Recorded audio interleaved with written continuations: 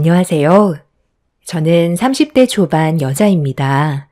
최근에 시숙 결혼식이 있었고 문제없이 진행이 되고 있었는데 예상치 못한 전개가 갑자기 펼쳐져서 사연을 신청하게 되었습니다.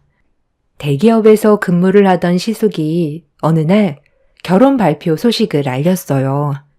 너무 준비 없이 들어와서 가족들 모두가 상당히 당황스러워했던 순간이었죠.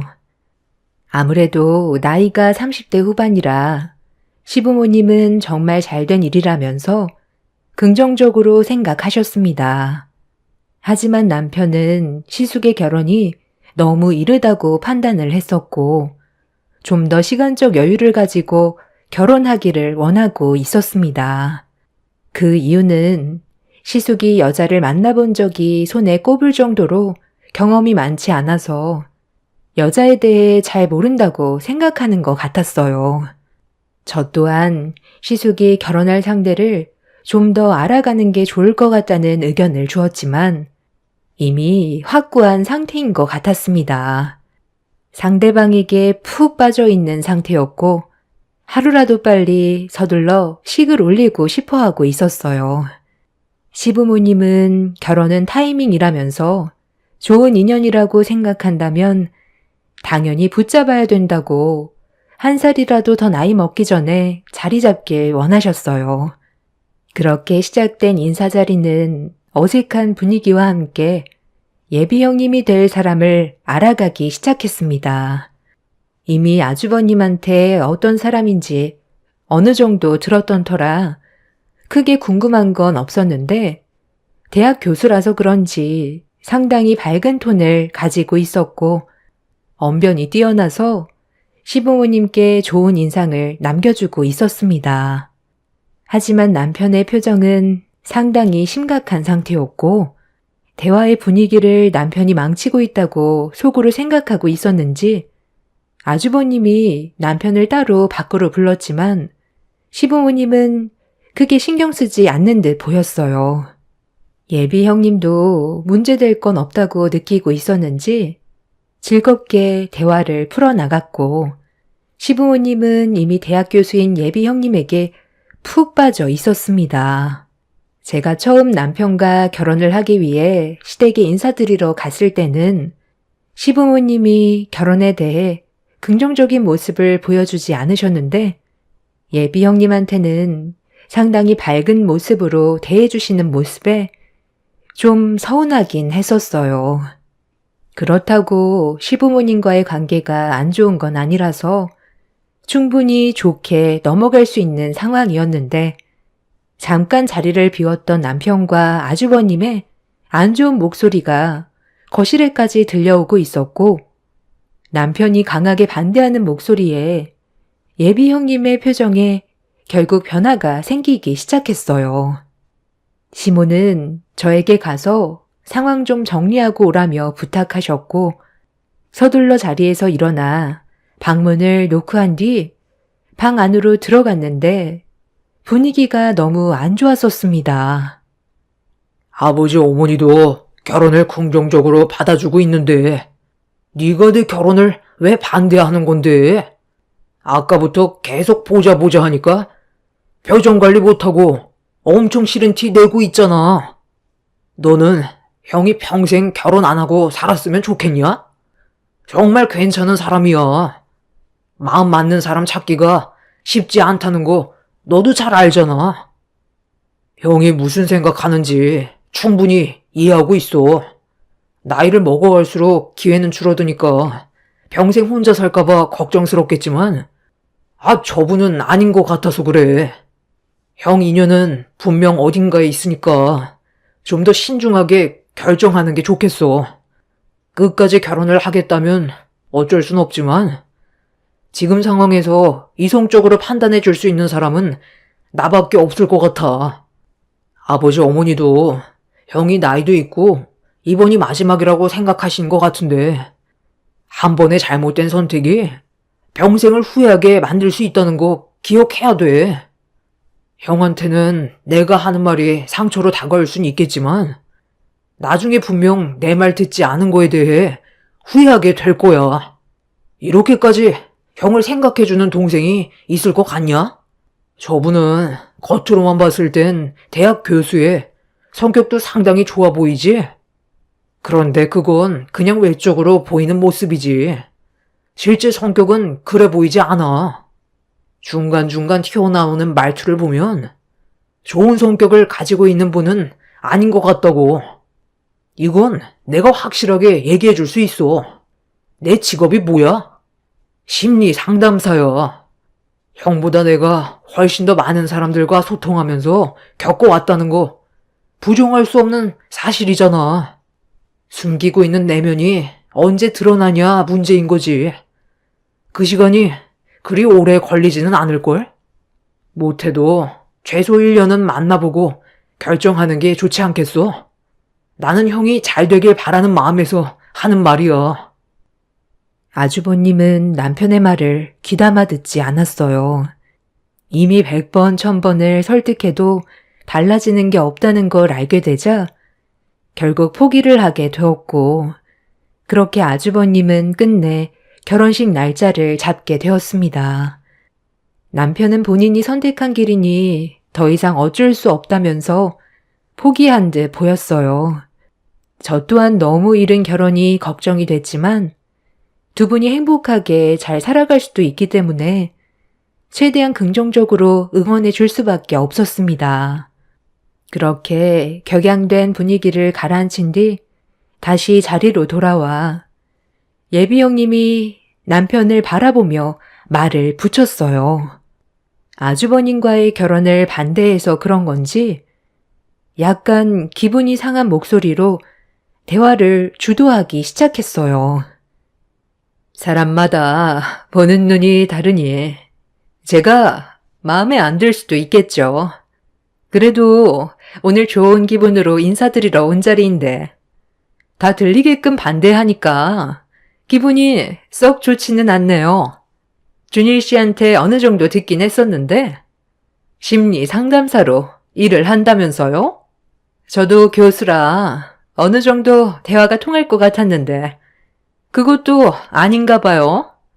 우리 만남이 너무 짧다고 생각해서 반대를 하는 거예요? 아니면 제 성격에 문제가 있다고 판단하는 건가요? 남들이 보기에 첫인상이 좀 강하다는 말은 많이 듣긴 했었지만 이게 살아가는데 문제가 될 거라곤 전혀 예상하지 못했었거든요. 이런 제 성격을 마음에 들어하는 사람들도 상당히 많아서요. 결혼을 반대하는 이유가 고작 준일 씨와 만난 지 얼마 되지도 않았고 오늘 처음 봤는데 성격도 마음에 들지 않는다고 목소리 높여 반대하는 건 저도 기분이 별로 좋지는 않네요. 심리 상담사라고 모든 사람을 다 꿰뚫는 건 아니잖아요. 겉모습 보고 판단하는 건 프로 정신에서 벗어난 주관적인 편견으로 인한 일방적 견해 아닌가요? 아, 그래. 사람마다 성격이 다른 건데 그게 문제될 건 없다고 생각한다. 둘이 좋아서 결혼하겠다는데 뭐가 그리 걱정이니? 준성이 너는 나중에 따로 나랑 얘기 좀 하자. 남편은 예비 형님의 거침없는 말에 먼저 자리에서 일어나 방으로 들어와 버렸습니다. 아주버님과 시모는 남편이 예민한 거라고 얘기했지만 제가 봐도 예비 형님 성격이 그닥 좋아 보이지는 않았습니다. 시부는 이런 상황을 아무 말 없이 묵묵히 지켜보고만 계셨어요. 그런데 예비 형님이 잠시 화장실 좀 다녀오겠다며 자리에서 일어나 저에게 눈치를 주길래 무슨 할 말이 있는 것 같아 예비 형님의 뒤를 따랐고 화장실 앞에서 저를 보며 굳어진 얼굴로 말을 이어나갔어요. 앞으로 내 및 동서가 될 사람인데 우리 관계 잘 유지해야 되지 않겠어요? 앞으로 평생 얼굴 보게 될 사이잖아요. 결혼 생각은 확고하기 때문에 번복할 일은 없을 것 같아서요. 저도 준일 씨를 진심으로 사랑하고 있거든요. 앞으로 얼굴 자주 봐야 하는데 지금부터 말 편하게 해도 되죠? 나도 적은 나이도 아니고 평균적인 홍기는 지났기 때문에 마음 맞는 사람과 함께하고 싶었고 준일 씨가 내 마음에 들어왔는데 준일 씨 동생이 나를 너무 안 좋게 보니까 지금 상당히 불편하네. 예비 동서가 잘 좀 풀어줬으면 좋겠는데 교수인 내가 잘 보이려고 노력하는 것도 좀 그렇잖아. 예비 동서가 나에 대해 좋은 말 좀 많이 해줘봐. 보는 거와 다르게 사람 괜찮은 것 같다는 한마디 하면 되는 거잖아? 도대체 내가 어디가 어때서 안 된다고 저 난리를 치는지 모르겠네. 예비 동서도 내가 그렇게 마음에 안 들어? 아, 그런 것보단 그이는 아주버님이 연애 경험도 많지 않고 신중했으면 해서 의견을 낸 것 같아요. 사람은 겪어봐야 안다곤 하지만 직업이 사람 성격을 파악하는 심리 상담사라 아무래도 첫인상을 상당히 중요시하게 생각하거든요. 그리고 그 첫인상에서 나오는 행동들과 얼굴 표정들 같은 거에 성격을 파악하는데 거의 대부분 맞아 떨어진다고 하더라고요. 그런 쪽으로 더 많이 연구하고 공부를 해서 더 예민한 것 같아요. 첫 만남에 감정 상하셨을 수도 있겠지만 나쁜 의도는 아니었으니 좋게 생각해 주세요. 다른 형제랑 다르게 유달리 각별하거든요. 그렇다고 예비 형님 성격이 나쁘다는 게 아니라 집안과 맞지 않는다고 판단한 문제라 관계 회복을 하기 위해선 좀 더 시간이 필요할 것 같아요. 나이가 많은 것도 아니면서 얼마나 많은 사람들을 만나봤다고 나를 함부로 판단해? 예비동서도 내가 교만해 보이고 성격이 안 좋다고 느끼는 거야? 아니요.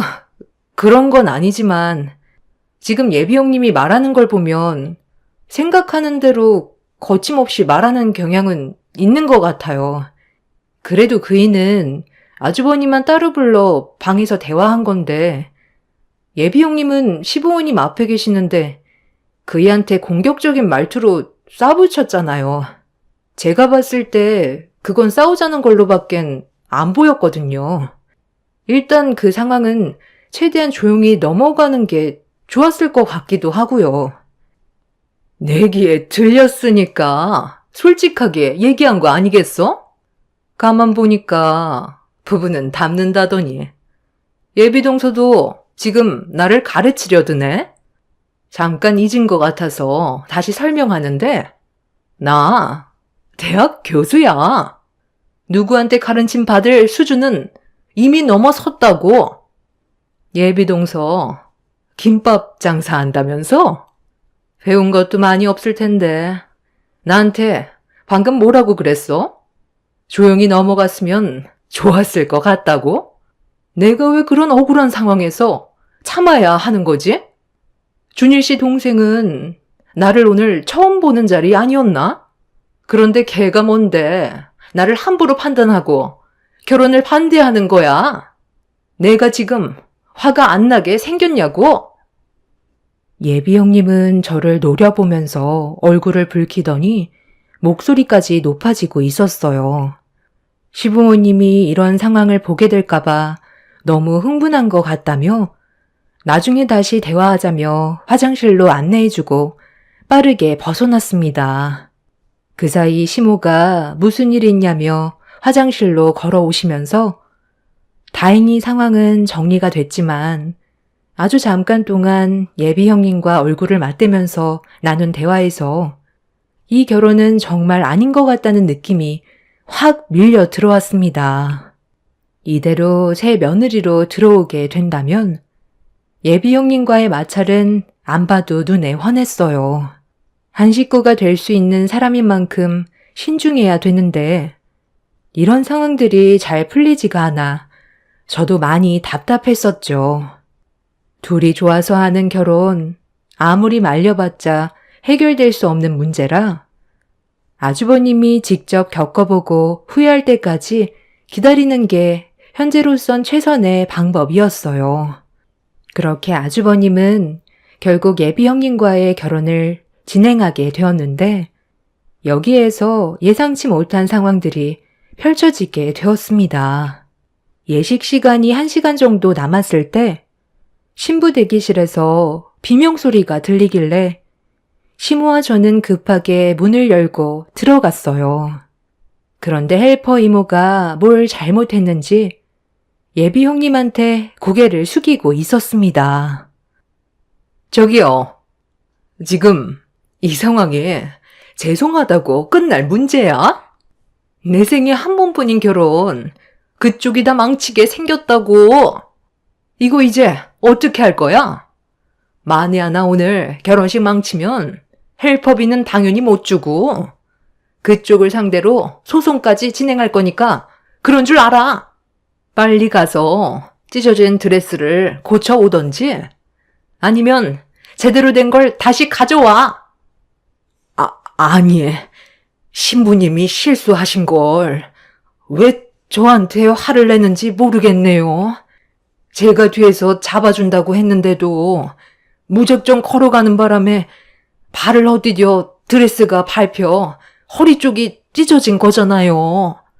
처음부터 제 말을 들었다면 이런 일이 생겼겠어요? 일단 결혼식 시간이 1시간 남았으니까 다른 드레스로 가지고 올게요. 드레스가 앞에 꽤 많이 찢어져서 사진 촬영을 어려울 것 같으니 입고 있는 건 다시 도로 가져가야 하니까 환복부터 해주세요. 그래도 숍이 가까워서 아마 왕복으로 30분 정도 걸릴 것 같아요. 식 시작 전까진 오겠습니다. 뭐? 30분? 식 시작에 앞으로 1시간 남았는데 차라도 막힌다면 드레스 없이 식을 시작해야 될지도 모른다고. 당연히 택시를 타야 하는 거 아니야? 그리고 식전에 사진 촬영은 어떻게 할 건데? 얘야, 네가 헬퍼분이랑 같이 가서 서둘러 드레스 좀 바꿔와라. 그게 빠르겠다. 일단 문제가 생긴 건 나중에 다시 얘기하고 빨리 움직이는 게 좋겠어. 시모의 부탁에 일단 결혼식을 성공리에 마칠 수 있도록 서둘러 헬퍼분과 함께 숍으로 이동을 했어요. 가는 동안 헬퍼 이모는 화가 많이 났는지 저에게 한풀이를 하는데 그동안 많은 신분들과 함께 했었지만 성격이 저렇게 고약한 신부는 처음 본다며 신랑이 보는 눈이 없다며 한숨을 쉬고 계셨어요. 저희 엄마뻘 정도 돼 보이시는 분이셨는데 예비 형님이 신부 대기실에서 헬퍼 이모에게 막말을 퍼부었던 건 좀 심각하게 생각해 봐야 할 문제 같았어요.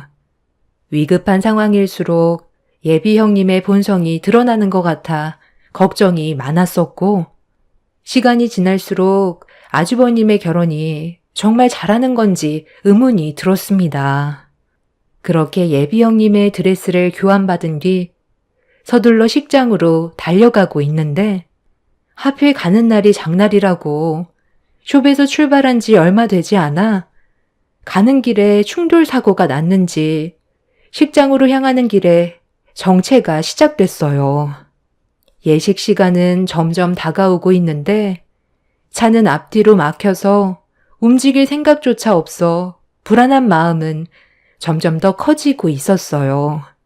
그렇게 발을 동동 구르며 달리다 보니 예식장에 20분 남겨두고 겨우 도착할 수 있었고 주차장에 차를 세운 뒤 헬퍼 이모와 제가 차에서 내려 서둘러 식장으로 들어가려 하는데 입구 앞에 예비 형님이 불안한 표정으로 발을 구르고 있었어요. 거친 숨을 내쉬며 입구 앞에 도착해 드레스를 가지고 왔다면서 서둘러 예식 준비하자며 들어가려 하는데 예비 형님이 갑자기 제 뺨과 헬퍼 이모의 뺨에 연달아 손을 올렸습니다.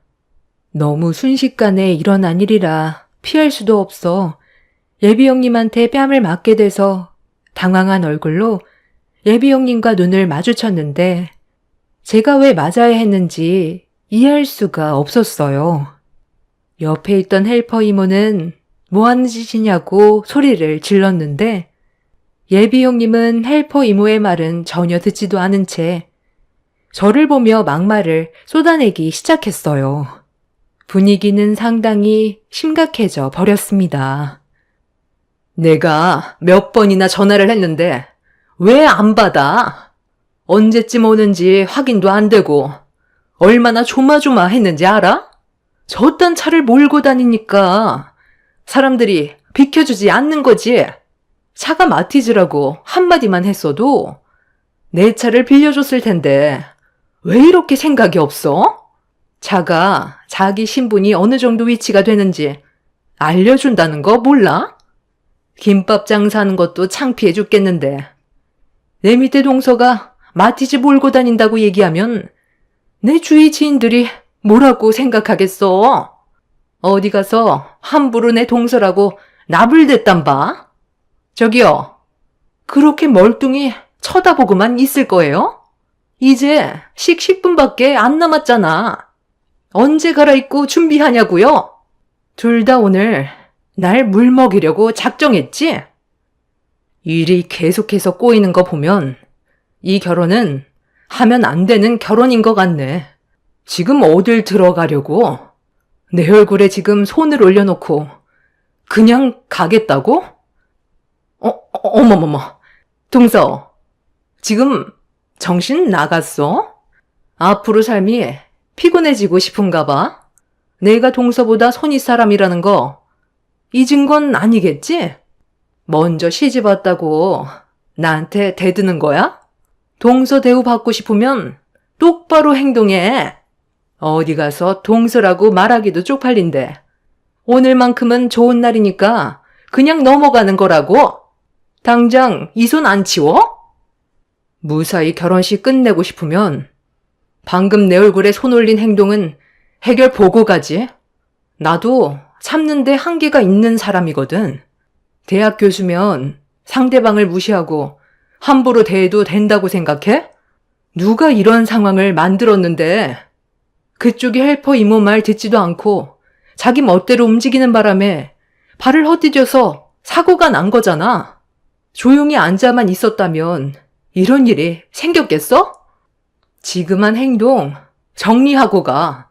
그렇지 못하면 오늘 결혼 전부 무산될 줄 알라고. 네가 아주 단단히 미쳤구나. 내 결혼식 망치면 누가 제일 큰 피해를 볼 것 같아? 생각 잘하고 움직이는 게 좋을 거야. 당장 이 손 놓으라고. 본인 잘못으로 찢어진 드레스 해결 보기 위해 힘들게 교환해서 가져왔는데 결혼식도 올리기 전에 제 뺨을 올린 예비 형님을 용서할 수가 없었어요. 그래서 저도 똑같이 뺨을 내리쳤습니다. 남편의 말대로 이 결혼은 집안을 무너뜨리게 만들 정도로 엄청나게 큰일이라는 걸 그때 확 깨닫게 되었죠. 예비 형님은 제가 정신이 나갔다고 대학 교수를 우습게 한다며 다시 한번 손을 올리려는데 갑자기 시부가 나타나 큰 소리로 그만 멈추라고 소리를 질렀습니다. 지금 뭐 하는 짓들이야? 당장 그 손 내리지 못해? 어디서 우리 며느리 얼굴에 손을 대려고 그래? 식전에 걱정이 돼서 내려와 보니 이런 식으로 행동하고 있어? 아버님, 제가 얼마나 기분이 안 좋았으면 이렇게까지 나왔겠어요. 이 상황 다 보셨으면 제 마음도 알겠네요. 저 정말 참을 만큼 참았다고요.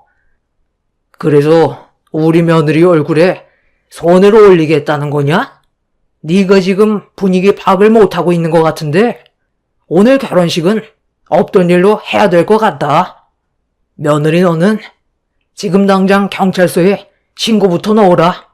입구 앞 CCTV에 전부 찍혔으니까 절대 선처로 마무리 짓지 말고 법대로 처리하거라. 아버님, 정말 이럴 거예요? 이제 예식 곧 시작한다고요. 일단 식부터 진행하고 나서 나중에 다시 얘기하는 게 좋지 않겠어요? 정말 파혼하란 말씀인 거예요? 너같이 버릇없고 타인을 함부로 생각하는 그런 사람을 내 큰아들 배필로 받아줄 마음 조금도 없다. 아무리 홍기가 지나 결혼이 급하다 해도 우리 집안이 무너지는 걸 지켜볼 수는 없지. 어차피 드레스도 안 입었는데 잘 됐네.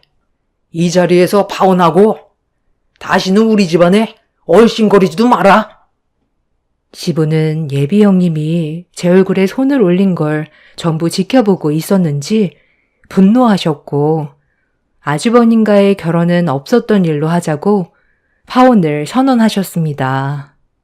예비 형님은 무조건 결혼을 진행할 거라고 상황을 정리해 나가려 했지만 이미 돌이킬 수 없을 정도로 문제가 심각하게 흘러갔어요. 식이 시작이 됐는데도 신부가 나타나지 않자 시댁 식구들도 밖으로 나왔어요. 헬퍼 이모는 그 자리에서 경찰서에 신고를 한 뒤 좀 전에 어떤 일들이 있었는지 전부 다 설명을 하자 그 말을 전부 듣게 된 아주버님은 사색이 된 얼굴로 예비 형님을 바라보고 있었어요. 남편과 시모는 얼굴을 붉혔고 예비 형님은 그제야 심각성을 파악했는지 그 자리를 피하려고 저를 강하게 밀친 뒤 주차장으로 도망쳤어요. 그런데 예비 형님이 도망치는 줄 알았는데 그게 아닌 자기 화를 이기지 못한 채 분노를 표출할 곳을 찾고 있었던 거였어요.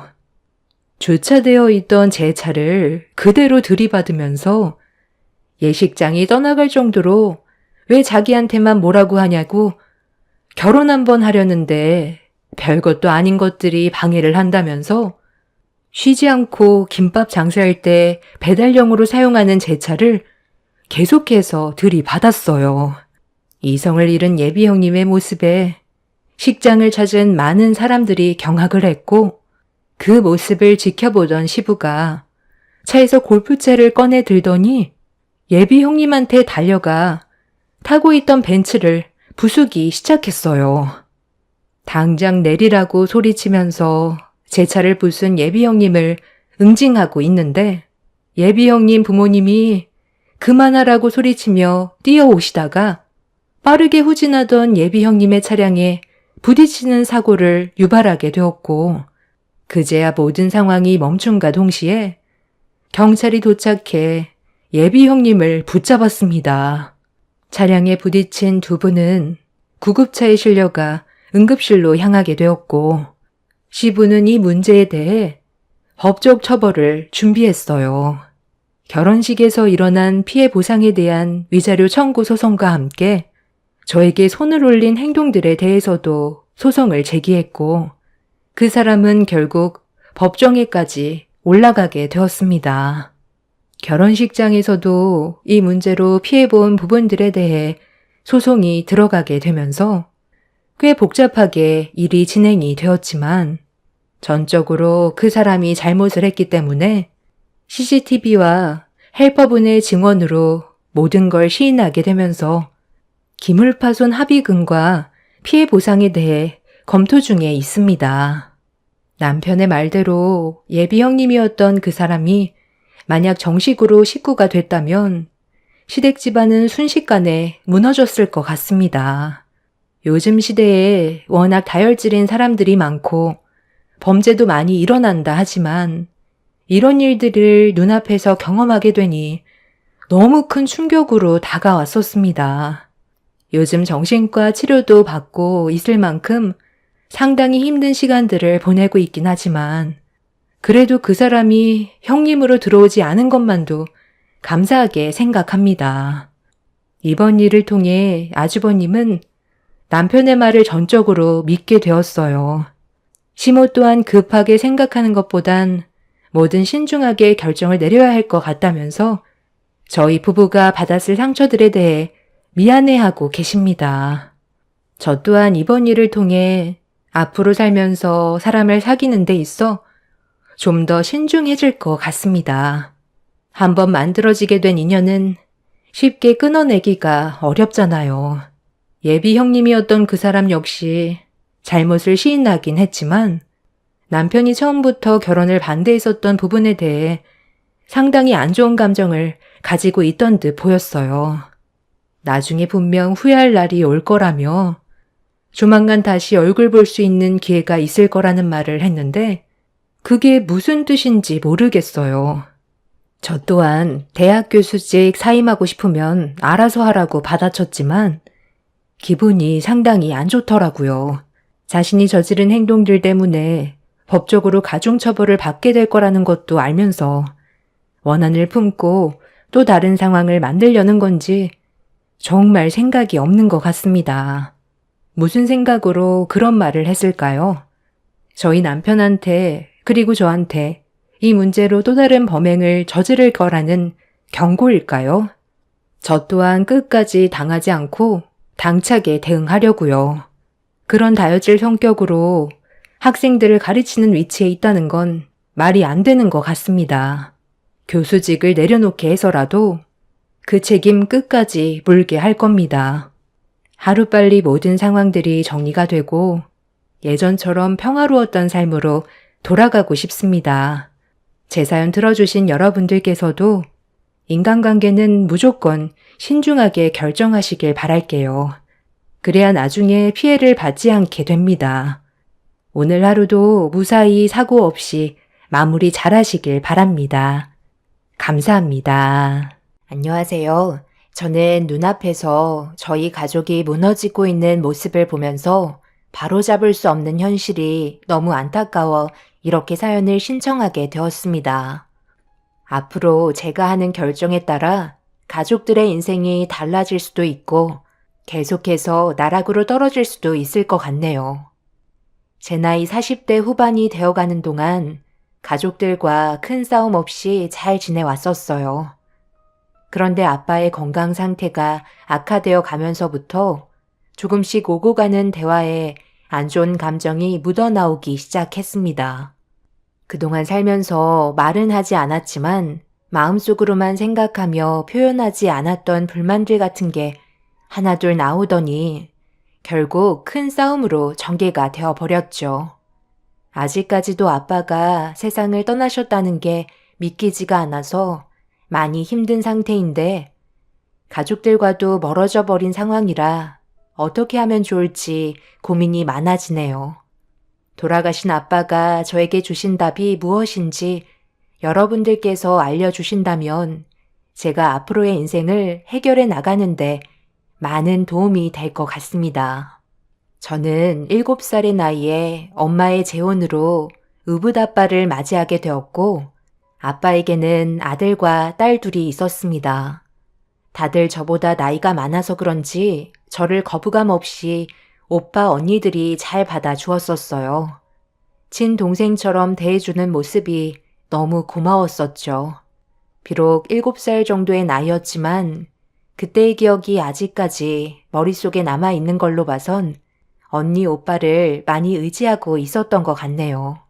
엄마와 단둘이 살면서 친아빠가 세상을 떠나신 뒤 많이 외로웠었는데 저에게 새 가족이 생기고 나서부터는 항상 집안이 시끌벅적했고 웃음이 끊이지 않았었어요. 그렇게 서로 잘 지내오면서 세월이 흘러 어느덧 언니 오빠들은 자신들의 가정을 꾸려 새로운 삶을 살아갔고 저 또한 좋은 남자를 만나 결혼까지 하게 되었었네요. 엄마는 아빠와 새로운 삶을 시작한 이후 단 한 번도 눈에 눈물을 흘리지 않았었는데 제가 결혼하고 난 이후 얼마 지나지 않아 암 선고를 받게 되면서 처음으로 엄마의 눈에서 눈물이 흐르는 모습을 보게 되었었습니다. 그때 저에게 하셨던 말 중에 지금의 행복을 잃고 싶지 않아 세상을 떠나고 싶지 않다고 하셨지만 결국 암을 이겨내지 못하시고 저희 품에서 떠나시게 되셨네요. 그렇게 된 이후부터 아빠도 정신적으로 많이 힘들어 하셨어요. 오랜 세월 함께 해오면서 집안 곳곳에 많은 추억들이 묻어 있어서 그런지 매일같이 눈물을 흘리셨습니다. 그리고 그때 처음으로 아빠가 잠시 자리를 비웠을 때 가족들끼리 대화를 나누었고 처음으로 서로 의견 조율이 되지 않아 감정이 상하게 되는 일이 발생됐고 말았어요. 그렇게 되자 장남인 큰 오빠가 먼저 나서서 한마디 하게 되었고 저는 언니 오빠들의 말을 묵묵히 듣고만 있었는데 갑자기 화살이 저한테 날라오게 되었네요. 내가 이 집안의 장남이니까 아버지가 많이 힘드신 만큼 옆자리를 지켜드려야 하는 건 당연한 건데 다들 알다시피 지금 한창 사업이 바쁜 터라 큰 도움이 될 것 같지는 않네. 그래서 너희들이 직접 나서서 해주면 될 것 같은데 아무래도 딸들이 옆자리를 지켜주는 게 훨씬 좋지 않겠어? 둘째 네가 그래도 맏언니니까 직접 나서주는 게 오빠가 봤을 때 좋을 것 같은데? 내가? 나도 지금 얼마나 바쁜데. 요즘 애들 학교 문제 때문에 스트레스를 얼마나 많이 받고 있는지 알아? 성적이 계속 떨어지고 있어서 내 속을 아주 긁고 있다고. 이래서 명문대 문턱도 못 밟아볼까봐 지금 비상이야. 좋은 학원 알아보느라 얼마나 바쁜데. 셋째 너는 그냥 주부잖아. 우리 중에 제일 한가하지 않아? 집안일 하면 시간도 널찍하겠다. 아빠 옆에 있어주기에는 딱인 것 같은데. 솔직히 셋째는 핑계댈 게 없잖아. 애들이 공부를 그렇게 잘하는 것도 아니고 성적에 집착하지도 않으니까 내가 봤을 때 네가 살림 봐주는 게 제일 좋을 것 같네. 그게 어려운 문제도 아니니까 그렇게 해줄 수 있지? 내 말은 들어주지도 않고 무조건 언니 말대로 하라는 게 어디 있어. 지금 내가 어떤 상황인지 모르잖아. 나 그 이랑 지금 현재 별거 중이야. 그동안 얘기 안 했었는데 이혼까지 할 생각 가지고 있어. 그 사람이 나 놔두고 다른 여자랑 바람 피운 것 같아. 그래서 지금 내 마음이 얼마나 안 좋은지 알아? 누굴 돌봐줄 마음의 여유가 없다고. 차라리 막내 네가 모시는 게 제일 좋을 것 같은데? 우리 넷 중에 너를 제일 애지중지하면서 키워주셨던 건 사실이잖아? 그동안 받은 만큼 돌려드려야 하는 건 당연하다고 생각하는데? 언니 오빠도 내 말이 맞는 것 같지? 솔직히 너 오고 나서부터 우리한테 쏟았던 사랑이 전부 너한테 간 건 사실이잖아. 너 오기 전에 막내였던 내가 아빠의 사랑을 한 몸에 받고 있었는데 그걸 빼앗겼다고 느끼게 되었을 때 받았던 상처가 얼마나 컸는지 알아? 그래도 아빠가 혼자 계셨을 때와 다르게 많이 웃어주시고 행복해 하시는 것 같아 아무 말도 하지 않고 살아왔었어. 네가 우리 집에 들어오면서 우리가 잃게 된 것도 있으니까 그동안 키워주신 보답으로 아빠 옆자리 지켜드렸으면 좋겠어. 설마 너도 핑계대는 건 아니겠지? 나도 그건 부정하지 못하겠다. 셋째 네가 한 말에 나도 크게 공감되긴 해. 그동안 말 안 해왔지만 서운했던 부분이 많았지. 내가 아빠 옆에 있으면 되니까 이제 그만들 좀 해. 언니 오빠들이 서운하게 느끼고 있었던 거 나도 잘 알고 있었어. 그래서 내 입장에서도 더 잘하려고 그동안 많이 노력하면서 살아왔었다고. 아빠 옆자리는 내가 지켜드릴 테니 이 문제로 더 이상 얼굴 붉히지 않았으면 좋겠어. 그럼 이제 해결된 거 맞지? 이번 주 내로 준비해서 아빠 집으로 들어오도록 할게. 그동안 저는 가족들에게 딱히 서운했던 게 없었는데 그건 제 생각이었을 뿐 오빠 언니들은 그렇게 생각하지 않았어요. 피를 나눈 가족이 아니라서 그런지 다르게 받아들이고 있었다는 걸 처음 알게 되었고 겉으론 표현하지 않았지만 많이 당황스러웠었습니다. 그렇게 대화를 주고받고 있던 도중 잠시 밖에서 통화를 하시던 아빠가 들어오시자 오빠는 제가 당분간 아빠 옆에 있어줄 거라며 대화를 이어나갔어요. 그런데 저희들이 생각했던 거와 다르게 아빠는 혼자 있길 원하셨네요. 너희들 마음은 고맙게 생각하마. 그런데 굳이 그렇게 할 필요는 없다. 지금 꾸린 가정이나 잘 챙기고 살거라. 아버지, 그게 무슨 말씀이세요? 저희도 다 생각해서 얘기해 드리는 건데, 그러지 말고 도움 받으세요. 어느 정도 마음에 정리할 시간을 만들어 드리려는 거예요. 그 시간 동안 막내가 뒤에서 이것저것 많이 도와드릴 거니? 아버지는 그냥 받기만 하시면 되는 거라고요. 제 말 무슨 뜻인지 잘 아시겠죠? 솔직히 여태까지 막내한테 주기만 하셨잖아요. 그러니 당연히 도움 받으실 수 있는 거죠.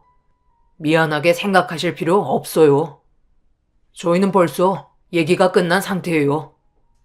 아빠는 마음만 받겠다며 제안을 거절하셨고 지금의 가정에나 충실하라고 더는 대화를 이어나가려 하지 않았어요. 혼자만의 시간이 필요하다는 아빠의 말에 저희들은 각자의 집으로 돌아갔지만 언니 오빠가 저를 바라보는 시선은 좋지 않았습니다. 큰언니는 아빠가 저를 너무 감싸주기만 하려는 모습이 마음에 들지 않는다며 불만을 표시했어요. 장남인 오빠는 아빠가 괜찮다고 말씀하셔도 매일 찾아뵙고 집안 관리하라며 무조건 오빠의 말대로 움직이길 원하고 있었습니다. 상당히 불편한 감정으로 저를 대한 오빠에게 알아서 하겠다는 한마디 한 뒤에 차에 올라타자 언니들이 저보고 버릇이 없다며 화를 내면서 저희 엄마가 세상을 떠났으니 더 이상 가족이 아니라는 충격적인 말을 던졌습니다. 언니들은 저에게 아빠 옆에서 가사 일을 도와주지 않는다면 더는 가족으로 받아주지 않겠다고 분위기를 안 좋게 몰아갔네요.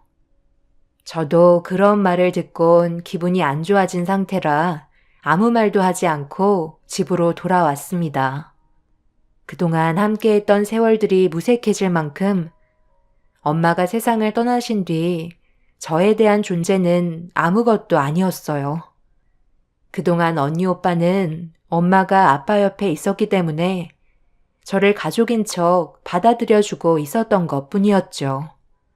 그날 이후 저는 아빠가 불편해하지 않는 선에서 집안일을 도와드렸고 아빠는 항상 저에게 미안해 하셨어요.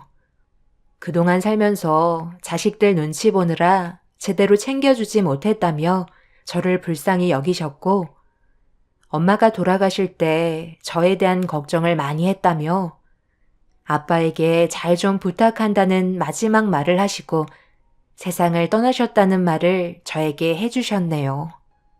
비록 저는 아빠의 친딸은 아니었지만 한 번도 그렇게 생각한 적은 없으셨다고 해요. 저도 아빠를 진심으로 대해드렸기 때문에 집안일을 도와드리는 건 당연하다고 생각했었습니다.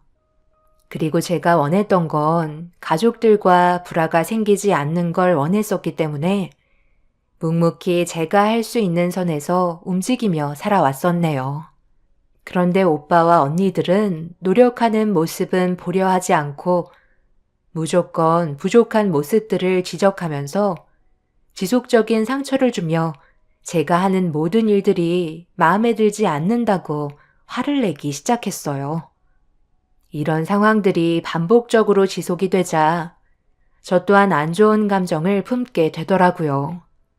그러고 싶지 않은데 받게 되는 상처들이 점점 많아지면서 저 또한 불만들이 터져 나오게 되었고 결국 한자리에 모여 식사를 하던 도중에 큰언니의 한마디에 싸움이 시작되었네요. 너 뭐 하는 애야? 지금 이게 최선이라고 음식 내온 거니? 아빠 입이 얼마나 까다로우신데 몇 가지 반찬으로 저녁 때우라는 거야? 그리고 우리가 오래간만에 왔으면 당연히 음식에 좀 더 신경을 써야 하는 게 당연한 건데 정말 음식이 너무 형편없다. 그동안 무상으로 먹고 자고 배부르게 살았으면서 꼴랑 반찬 몇 개 놓고 숟가락 뜨라는 거니? 그동안 이런 식으로 대접해 드린 거야? 오빠가 이런 건 따끔하게 뭐라고 좀 해줘. 그동안 조용히 있었다고 얘가 요즘 하는 꼴을 봐봐. 아주 눈에 가시라니까. 내가 봐도 이건 정말 아닌 것 같다. 아버지는 이런 음식을 잡수시고 싶은 거예요?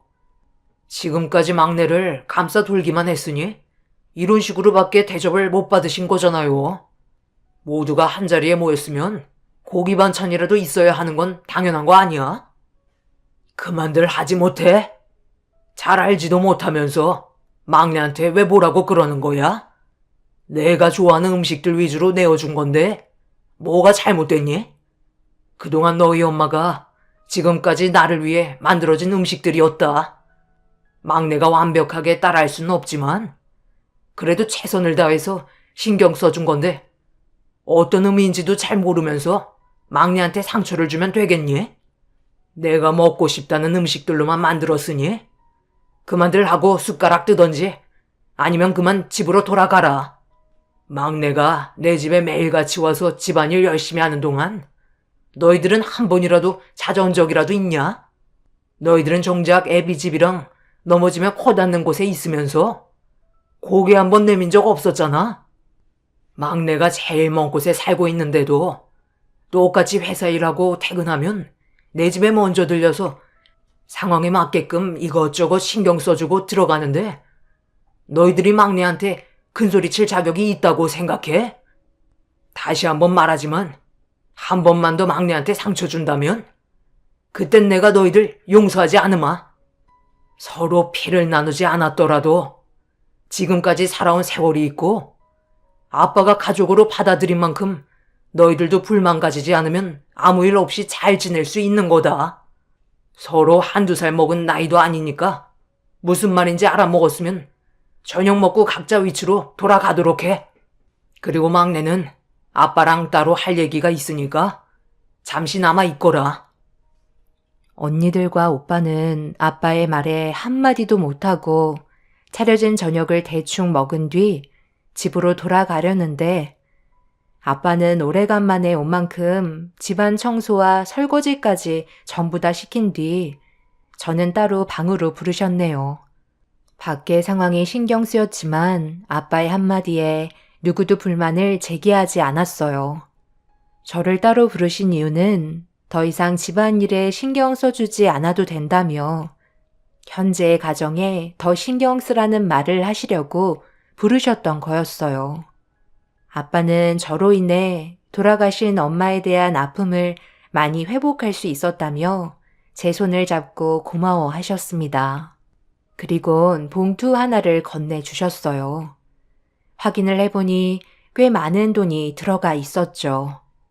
저는 돈을 바라고 한 게 아니기 때문에 아빠가 주신 돈을 받지 않았어요. 그렇게 아빠와 대화를 주고받고 있는데 밖에서 언니들과 오빠가 대충 정리가 끝났는지 집으로 돌아가겠다며 아빠에게 인사를 드린 뒤 불만 섞인 표정을 보이며 현관문 밖으로 나섰습니다. 분명히 이 일로 인해 저에 대한 안 좋은 감정은 더욱더 커졌을 거라 생각했지만 언니들과 오빠의 행동은 누가 봐도 잘못된 거였어요. 그래서 저는 미안해하지 않았습니다. 그리고 그날 이후 아빠는 주로 여행을 많이 다니셨고 저는 그동안 조금 소홀하게 되었던 가정에 더 많은 신경을 쓸 수 있게 되었네요. 정상적인 가정으로 돌아온 이후 별일 없이 지내는 듯 싶었지만 확실히 예전과는 너무 달라진 가족 관계는 쉽게 회복되지 않더라고요. 그래도 가끔은 안부 전화도 오곤 했었는데 아예 연락이 없어서 언니 오빠에게 연락을 취해봤지만 연결이 되지 않았고 문자를 해도 답장은 오지 않았습니다. 그런 행동들에서 많은 걸 느낄 수 있었어요. 저는 진짜 가족이 될 수 없다는 걸 확실히 알게 되었었죠. 그렇게 저에 대한 안 좋은 감정을 가지고 있는 상태에서 때 되면 얼굴을 보게 되는 상황이 와도 저와는 말도 섞지 않았고 투명인간 취급해오고 있었네요. 본인들이야 티 안 나게 행동한다 하지만 아빠가 봤을 때 분명 금이 가고 있다는 게 보였는지 모두가 한자리에 모였을 때 한마디 하셨습니다. 하지만 오랜 기간 살아오면서 저에 대한 감정을 쌓아왔던 터라 쉽게 풀어지지 않았어요. 그러다 보니 결국 아빠는 큰 소리를 낼 수밖에 없었고 오빠와 언니들 또한 아빠의 말에 반박하며 대들기 시작했습니다. 그래서 지금 너희들이 잘했다는 거야? 나이를 더 먹었으면 그만큼 어른답게 행동해야지. 자식들이 셋이나 있는데 어떻게 된 게 하나같이 멀쩡한 놈이 없는 거야? 좀 더 현명하게 행동할 수 없는 거니? 아빠가 항상 얼굴 볼 때마다 얘기하는 게 뭐야? 서로 위해주고 아껴주면서 의지해야 앞으로 남은 인생 행복하게 잘 살 수 있을 거라고 몇 번이나 얘기했는데 서로 똑같이 행동하고 있으면 가정에 불화만 생긴다는 거 몰라? 지금 봐봐라. 막내만 정상이고 너희들은 서로가 가지고 있는 불만들을 점점 더 키워가고만 있잖아. 막내는 너희들한테 불만이 없어서 항상 웃고 가까이 다가가려고 노력하는 줄 알아? 아버지는 맨날 막내 동생만 감싸주고 저희는 안중에도 없었잖아요. 나이 먹어서도 저희는 찬밥 신세 아니었나요? 오빠 말이 맞아요. 맨날 막내가 불쌍하다면서 좋은 것들도 항상 나눠주려 하고 모든 막내가 우선이었잖아요. 아빠 친자식은 막내가 아니라 저희라고요. 왜 그걸 모르세요? 피를 나눈 자식이 우선이 돼야 하는 거 아닌가요? 내가 너희들한테 못한 게 뭐가 있어? 그동안 내 전부를 가져간 것들이 너희들 아니야? 막내는 내가 준다고 해도 항상 받지 않고 혼자 자립해서 주어진 환경에 맞게 가정을 꾸리며 살아가고 있는데 너희들은 뭐만 하면 내 등에 빨대 꽂아서 전부 다 빨아간 건 생각 안 하고 정작 아무것도 가져가지 않은 막내한테 조금 신경 써준다고 그걸 질투해서 이런 일로 아빠 입에서 큰 소리 나게 만들어? 막내만 없었어도 저희 가정에 불화는 없었겠죠. 이 모든 것들이 막내로부터 시작돼서 지금까지 오게 된 거라고요. 정말 꼴보기 싫어 죽겠어요. 그동안 아빠 옆에 새엄마가 있어서 아무 말도 하지 않고 참고 있었는데 저희는 새로운 가족을 받아들이고 싶은 마음이 전혀 없었다고요. 엄마라고 하기도 싫었어요. 아빠가 저희 마음을 얼마나 안다고 그래요? 분위기가 점점 심각해졌고 언니들과 오빠는 저를 향한 분노가 극에 달하기 시작했어요. 그렇게 되자 어렸을 적부터 가지고 있던 불만들이 터져 나오기 시작했고 결국 아빠와도 안 좋은 감정선이 폭발하고 말았죠. 큰오빠가 저는 대화하고 싶지 않다며 자리를 박차고 일어나더니 장례식장에서나 찾아뵙겠다는 충격적인 한마디를 꺼낸 뒤 등을 돌리자 언니들 또한 큰오빠를 뒤따라 가버렸네요. 그렇게 한바탕 난리가 나고 아빠와 단둘이 남게 되자 처음으로 자식들 때문에 눈물을 흘리시는 모습을 보게 되었고 제 마음이 찢어질 것처럼 아프게 다가왔어요. 그리고 그날 이후 언니들과 큰 오빠는 정말 아빠와의 인연을 끊어버린 뒤 연락조차 되지 않았습니다. 중간 입장에서 해결하려고 노력했지만 그럴 때마다 저에게는 상처로 돌아오고 있었어요. 저도 그런 시간들이 반복이 되자 점점 지치게 되었고 관계 회복을 하려 했던 저 또한 결국 손을 놓고야 말았네요. 그렇게 몇 년의 시간이 흘러버렸고 예상하지 못한 또 다른 문제가 갑작스럽게 찾아오기 시작했어요. 혼자서 여행만 다니시던 아빠와 자주 연락을 주고받았었는데 어느 날 받은 전화 한 통은 저에게 충격을 안겨주었고 급하게 병원으로 향하게 되었어요. 입원해 계시는 아빠는 충격적이게도 엄마의 뒤를 따라가시려는 준비를 하고 계셨습니다. 아빠에게 직장암 말기라는 진단이 내려졌다는 사실을 알게 된 순간 그 자리에 털썩 주저앉아 오열을 하고 말았네요. 엄마도 세상을 떠나셨는데 아빠까지 떠나보내야 한다는 게 저로서는 받아들이기가 너무 힘이 들었어요. 아빠는 옅은 미소로 괜찮다며 저를 안심시켜 주려 하셨지만 이미 마음의 준비를 하고 계신 듯 보였습니다. 항암 치료로 기적을 바라볼 수는 있지만 기대하기 어렵다는 의사의 말에 무조건 살려달라고 애원했지만 아빠는 항암 치료를 받지 않으려 하셨어요. 아빠, 그게 무슨 말이에요? 항암 치료를 받지 않으면 회복할 수가 없다고요. 제가 옆에 있어 드릴 테니 서둘러 치료 받으세요. 내가 더 살아서 뭐 하겠어? 혼자 사는 것도 외로웠는데 이참에 잘 됐지. 자식들도 전부 다 등을 돌려버렸잖아. 내가 바라던 삶은 이게 아니었는데 실패한 인생 떠나는 게 속 편하지. 그래도 너희 엄마 만나서 함께 살아온 시간은 정말 행복했었다. 아빠 떠나시면 저는 앞으로 어떻게 하라고요? 아빠가 제 옆에 있어서 지금까지 버틸 수 있었는데 이렇게 떠나신다면 저도 앞으로 살아갈 자신이 없어요. 그러니 항암 치료 받으세요. 저는 아직 마음의 준비가 되지 않았다고요. 아빠는 제 말을 들어주지 않으려 하셨지만 강하게 거부 의사를 밝히며 계속해서 설득을 시킨 끝에 겨우 치료를 받을 수 있게 되셨네요. 언니 오빠에겐 아빠가 아프다는 말을 꺼내지 말라고 비밀 유지를 부탁하셨어요.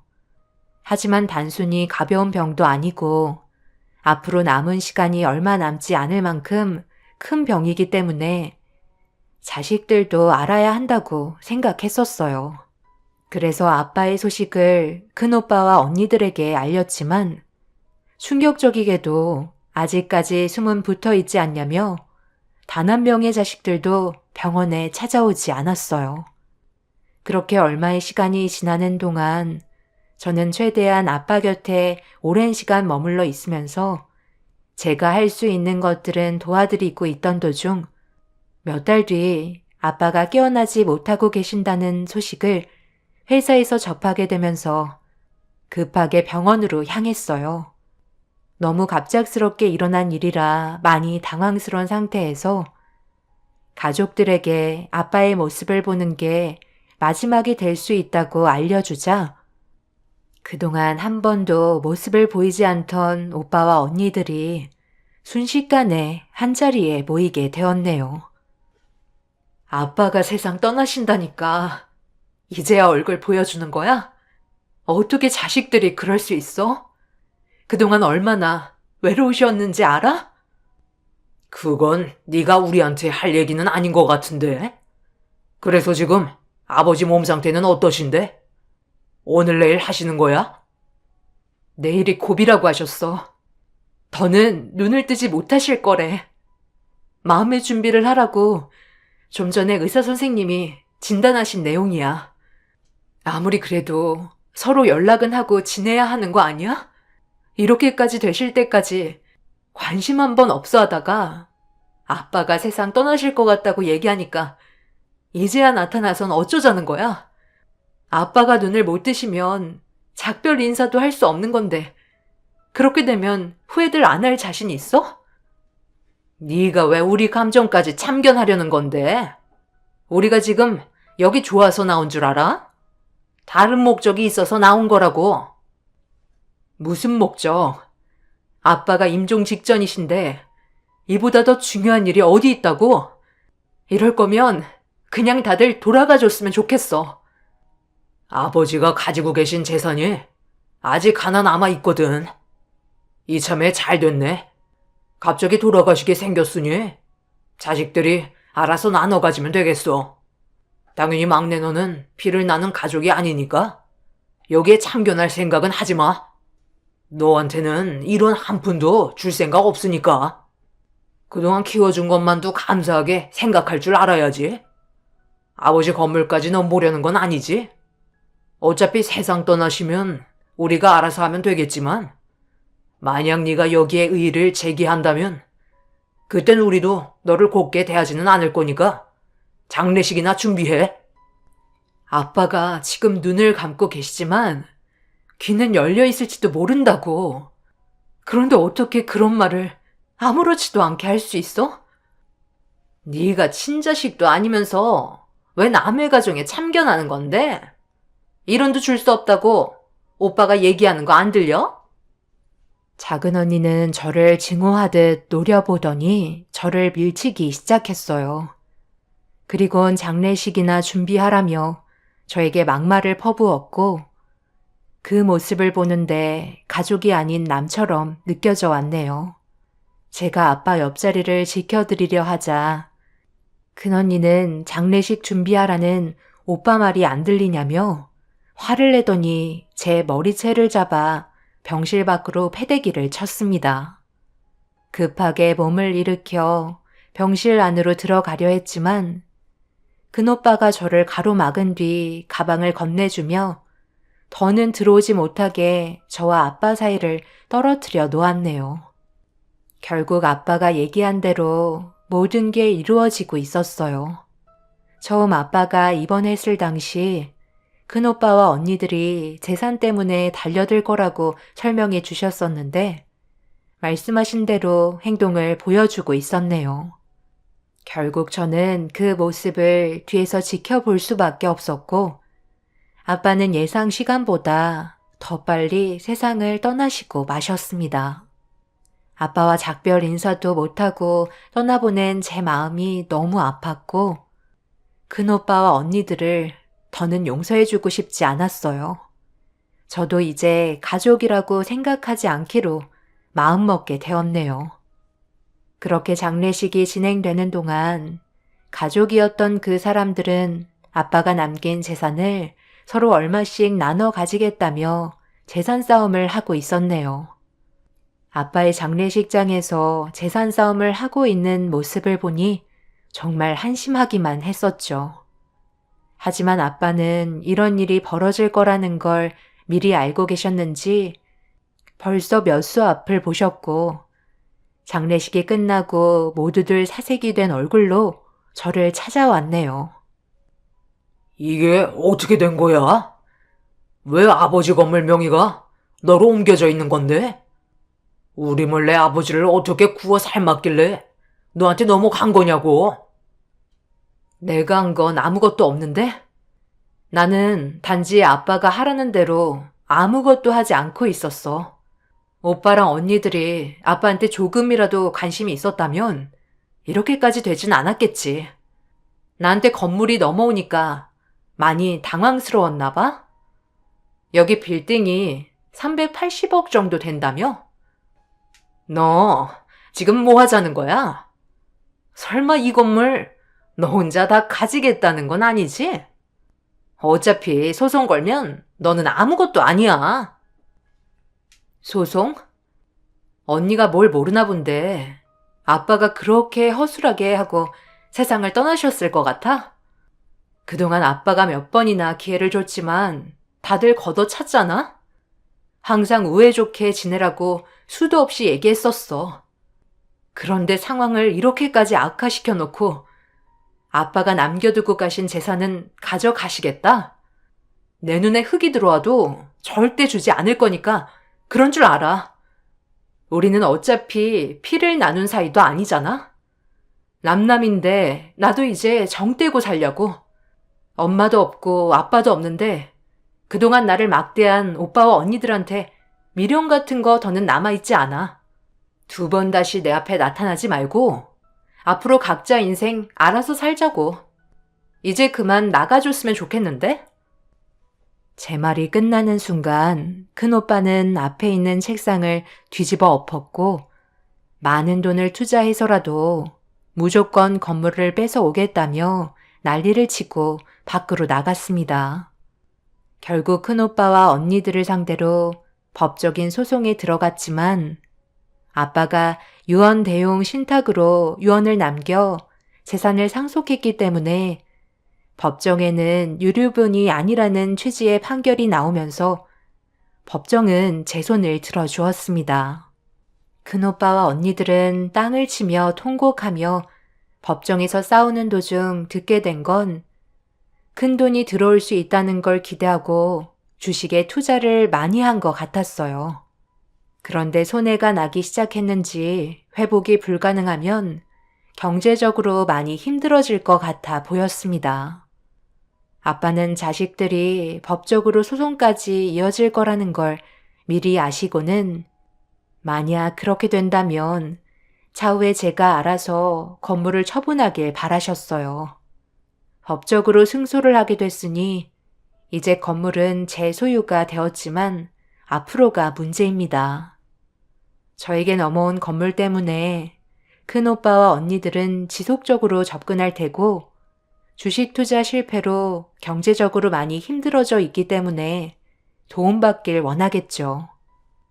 아빠는 제가 어떤 식으로 처리하는 걸 원하실까요?